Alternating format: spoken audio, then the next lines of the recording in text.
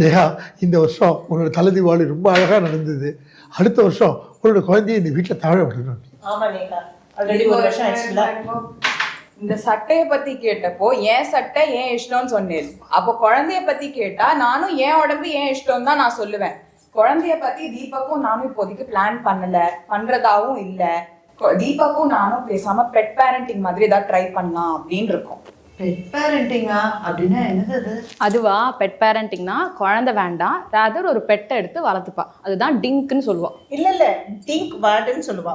அதாவது double income, no kids, only a dog. இல்ல dink warp. இன்னும் டாகா கேட்டா நம்ம டிசைட் பண்ணல, பெட்ல தான் இருக்கா. அப்படின்னா கூட இருக்கா?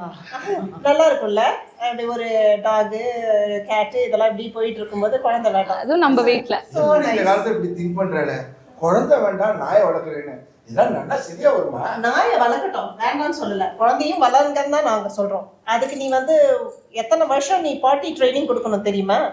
குழந்தைன்னா 3 வருஷத்துல அழகா அது வளர்ந்து நடந்து போய் பேசி எல்லாம் பண்ணி. நீங்க ஈஸியா சொல்றேன், குழந்தை வளர்க்கறது எவ்வளவு கஷ்டம் இந்த காலத்துல. அதுவும் வேலையும் மேனேஜ் பண்ணிட்டு குழந்தையும் மேனேஜ் பண்ணிக்க, அப்பப்பா அதை பத்தி நினைக்கவே என்னால முடியல. அவ சொல்றதே ஆக்சுவலி ஒரு பாயிண்ட் இருக்கு. அவ ஒரு மெட்டர்னிட்டிக்குன்னு 1 வருஷம் லீவ் எடுத்தானா அவ ஒரு நல்ல பொசிஷன்ல இருக்கா. அது வரைக்கும் ஆஃபீஸ்ல இருக்கிற அவ பாஸ் புரிஞ்சுக்க மாட்டா. அடுத்தது ப்ரொமோஷன் ஏதாவது வந்தா இருக்கிற கேண்டிடேட் எடுத்துட்டு போயிடுவா. அவ திரும்பி அதே பழைய ரோல்ல தான் என்னோட இருப்பா. கரியர் growth கண்டிப்பா எஃபெக்ட் So ஆகும். career is the only life you have.